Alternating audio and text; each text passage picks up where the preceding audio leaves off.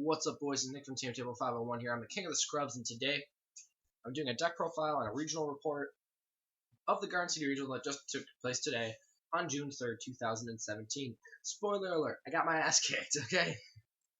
It wasn't too bad. It was an 8-round regional. It was a rather small regional for Michigan. We had 230 players, so only 32 players could get their invites. I went 5-3. I came in 60th place, which was weird because I was at table 29, but I guess because of how many people dropped, it works out. But so I got 60th. I played Domain Monarchs at this regional. I did really bad. Like, I did fucking terrible. So round 1, I played against a remove from play deck.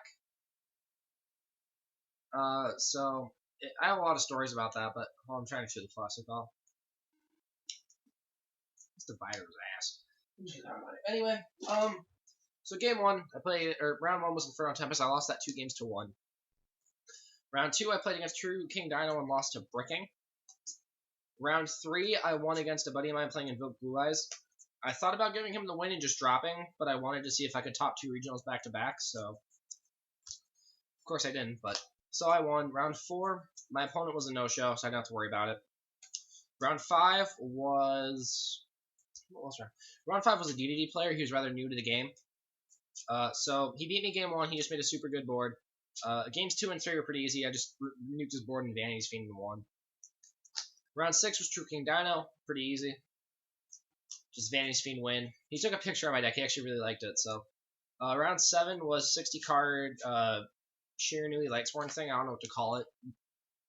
But he beat me game 1 because I couldn't draw any Monarch Speller Traps, and then game 2 I couldn't draw a Monarch, so I lost. And then round 8 I played against Mermail. He was just getting back into the game, so it was pretty easy. He didn't know what any of the Monarchs did, so that was pretty much it. So I went 5-3, 60th place.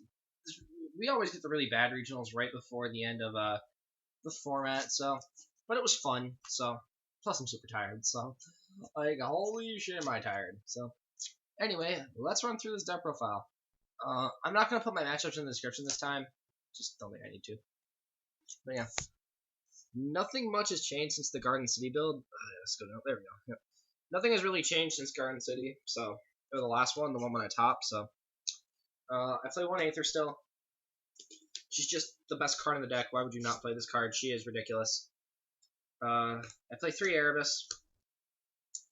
He's super good as well. His graveyard effect is more important than ever, being able to get this back with Aether. So I'm actually thinking about playing Escalation in the deck because there were a few instances where Escalation would be able to get me out of a breaking situation. I play 1 Thestalos. I love this card in this deck, actually. Because against True Draco, you can use Erebus to get back the Thestalos, and you can just keep taking the monsters out of their hand, and they keep taking burn damage. So I liked him a lot. I'm only playing 2 Craws in this deck. Playing 2 Craws does hurt sometimes, I'm not going to lie. But I really did like the 1 main deck Majesty's Fiend. Because this card, what it allows you to do is it lets you purposely overextend and not get punished for it. Because it's one of those monsters where even if you don't have protection for it, your opponent just has to kill it or they can't play Yu-Gi-Oh! So being able to just purposely just throw this into the board, smack it into a Zodiac monster because they can't whiptail it, they can't Dryad and pop, they can't do anything. So, but if you were to play 3 Craws in this build, I would definitely cut the Majesty's Fiend for the 3rd Craws. And then the best Monarch in the deck was 3 copies of Vanity's Fiend. People just could not kill this card. Like, even without March, this card itself can just win games. But I am going to have a different build of this deck. I'm actually going to upload that when the new list goes into effect. I'm going to upload my new build, because I definitely have ideas for this deck. But triple Vanity's Fiend, this card's super good. You got to play it.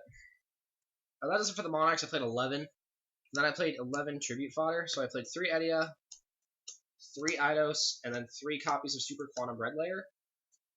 And then Rhoda and 1 for 1. So the reasoning behind this was because when I play Monarchs, now that I realize that I'm good at this game, I want my number of Monarchs and my number of Tribute Fodder to be the same, because I don't want to have hands where my deck, I don't want my deck to be more Monarchs than Tribute Fodder, and I don't want my deck to be more Tribute Fodder than Monarchs, if that makes sense. So I don't want to open 3 copies of Edia and 0 Monarchs. I don't want to open 0 Monarchs or I don't want to open 3 Monarchs into a Tribute Fighter. It's just dumb. So I did not play Blue Layer. Blue Layer is just a bad card, like in this deck,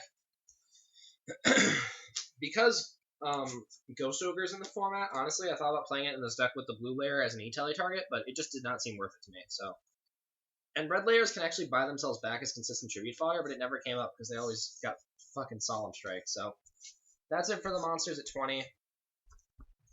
For spells, 3 domain. This card's broken. Like, this card's fucking ridiculous. If your opponent doesn't have the out for it, they just fucking lose. So, playing 3 of it is super good. 3 copies of Tenacity, because you want to play your search card. And then I played 3 returns. When I get into the side deck, I'll talk more about it, but this card is actually only good in the deck going first, so I'm probably going to cut some copies of it, because I still believe in the pantheism philosophy, and I'll quickly go over that. So it's basically a term that I created, which basically means that, specifically with this deck, because you play pantheism, obviously, because when you have to banish it to reveal 3 cards, I either want to reveal 3 copies of the same card, or I want to reveal 1 copy of different cards. So for example, let's say I activate Pantheism, discarding a Prime, draw 2 cards. In the graveyard, I'll banish it and just reveal 3 returns, just so that I always have access to it. Now, the thing is, if I'm up against a bad player, I can just reveal 2 returns and a Tenacity, because they'll just give me the Tenacity to force me to show them the Monarch. But against good players, you want to be able to just show 3 returns to make sure that you get the card you want, because sometimes good players call your bluff. But that's just a mind game thing. It never happened at the regional. Also, this card is bad going second.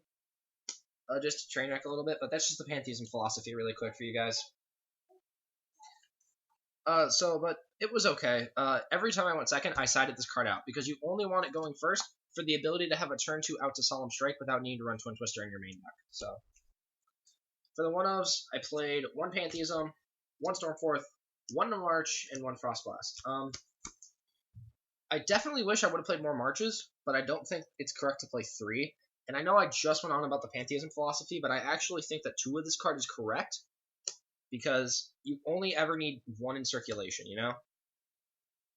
So, but Pantheism's broken, Stormforth is broken, March is another win condition, and Frostblast, I was just worried because I knew Grass was going to be legal. This was going to be like the last regional where Grass was going to be playable, so I wanted to be able to have access to pop back row because I can deal with the board pretty easily. So, but I'm not sure about Frostblast. I'm probably going to cut it from the main deck. I'm not entirely sure yet, but it's definitely a card that will be in and out of the side deck. And then, as stated earlier, I play Rodan 1 for 1 and 2 extra copies of Edia. Then 1 Upstart and 1 Foolish Burial. Foolish Burial, there were instances where I wish this card was Foolish Burial Goods, but I still think Foolish Burial Goods is bad in this deck. Just because it's a card that, I don't know, how do I want to put it? Because I know it's like, well, it's basically another Monarch in that aspect. It's like half a Monarch where you can put the Pantheism in the graveyard, but at the same time, it's sometimes it's either a win more card or it doesn't get you back, like it doesn't give you enough advantage on its own. So, but Foolish Burial is just, this card can actually like generate you so much advantage. So that's it for spells. And then for traps, I played 3 Prime.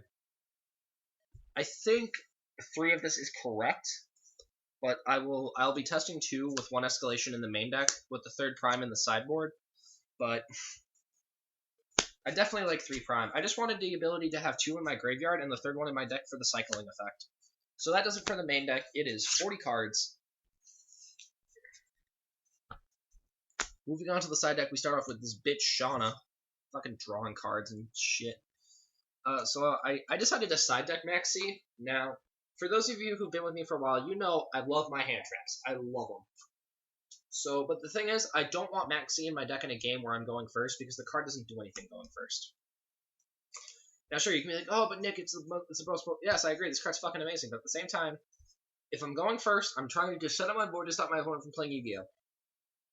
I don't want to have this card that can't contribute to my plays. 2 Artifact Lancia. I'm glad I put these in my fucking side deck, because Grass was legal, and this card just beat it, so...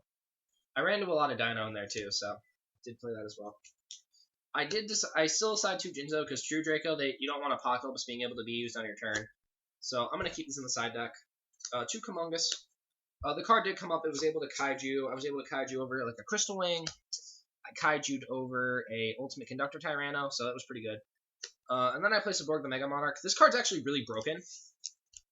So If you tribute summon it, you can pop a monster on the field, and then your opponent sends a card from their extra deck to the graveyard equal to its level. But if you tribute a light monster, you get to choose which ones. So this card being able to just rape Zoo is super, super important, just because having access to just 8 cards out of their extra deck is super broken, because you're going to tribute summon it with that, yeah, so hold on a minute.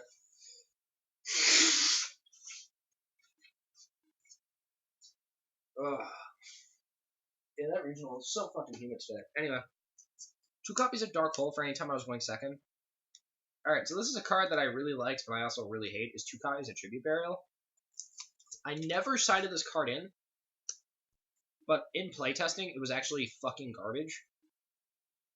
So I'm definitely cutting this card from the side deck. I don't know what I'm replacing it with, but I just wasn't impressed by it. I really just wasn't. Like,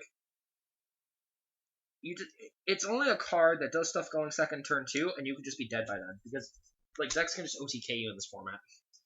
And then my last card in the side deck was 3 copies of Twin Twister. I wanted to be able to pop anti-spells and Master Restricts that I saw, and a bunch of people had them. So, card was really good. I definitely recommend playing it. And that does it for the regional report and the deck profile. So, but yeah, this deck, the regional really gave me renewed faith in this deck, because it showed me the flaws that I already had in my previous deck building thought.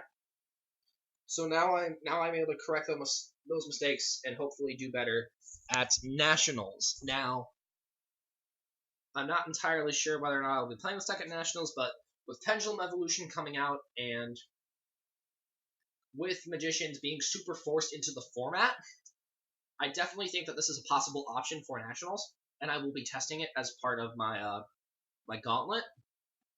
So I definitely think that this deck is viable, no doubt. But my build is definitely going to have to be changed, because I can't just rely on having Vanity's Fiend to ride me to victory, because there are some games where your opponent just doesn't care about Vanity's Fiend. So I'm going to rebuild this deck. It's going to take a lot of playtesting. It's going to take a lot of theory, and it's going to take a lot of communicating between me and my friends, because, you know, we all live in different places. We all have to work. We all have shit to do, so. But anyway, guys, that was my Domain Monarch deck profile and regional report for June 3rd, 2017. Let me know what you think of the deck in the comment section down below. Leave any sort of thoughts, and I'll try to respond to your comments as quickly as I can. I try to be interactive with my fan base, even though I only have like 80 fucking subscribers, but whatever. My name is Nick. This is Team Table 501. Thanks for watching, and get good, scrubs.